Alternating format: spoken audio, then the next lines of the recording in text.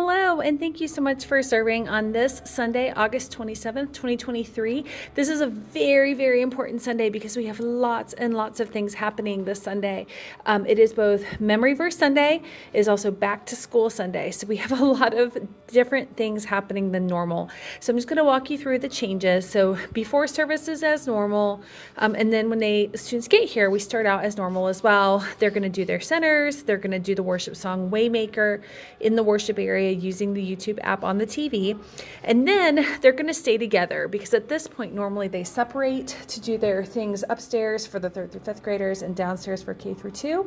But on Memory Verse Sunday, they stay together until they have finished doing their monthly memory verse in front of the congregation. So at around 10:20ish, you'll receive a text from someone that is in the service letting us know that the 4th song has begun and it is time to gather the kids in a line and line them up outside the right side sanctuary door. So as we're waiting for that, you will go over the memory verse multiple times to make sure that they have that memorized and ready to go, and carry the sheet with the memory verse on it with you down to the sanctuary.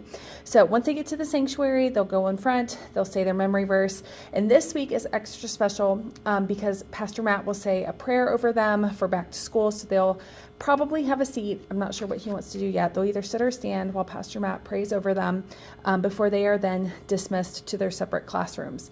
So if you are teaching 3rd through 5th grade at this point, you should hopefully have your yellow bag with you and your cell phones with your sound on, and you'll take the 3rd through 5th graders upstairs. K through 2 will return to their classroom downstairs.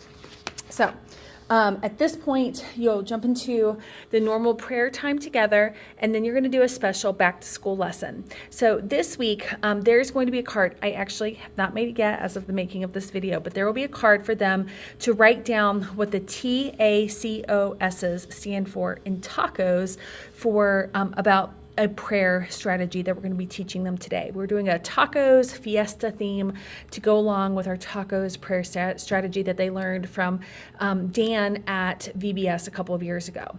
So you can read through this here. T is for Thanksgiving, A is for adoration, C is for confession, O is for others, S is for self. And kind of go through those explanations, let them give examples of each of those when they pray, because this is just a good guide to help them make sure that they are praying to God and covering all of the bases, and not just a laundry list of things that they would like for themselves, but all these other things that they can be doing when they are talking to God. So after going over that and having them write down what the TACOS stands for, there will be a sheet that will be with their materials on Sunday.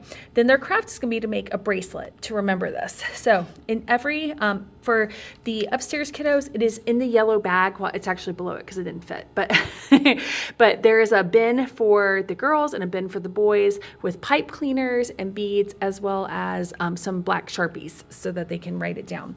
But so they'll get to choose a pipe cleaner and choose 6 colored beads and 5 white beads, and they're going to write tacos on it, TACOS, and kind of teach them that when they wear this, they can kind of point to the beads as they're going through when they're praying to help remind them to give thanksgiving, to show adoration, to confess, to pray for others, and to pray for themselves as they're praying. And so this will go home with them.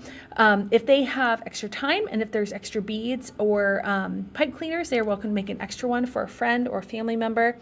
Again, upstairs, make sure your sound is on your cell phones so that when it is time to return downstairs, when communion is beginning, you will receive a text to let you know that it's time to return downstairs.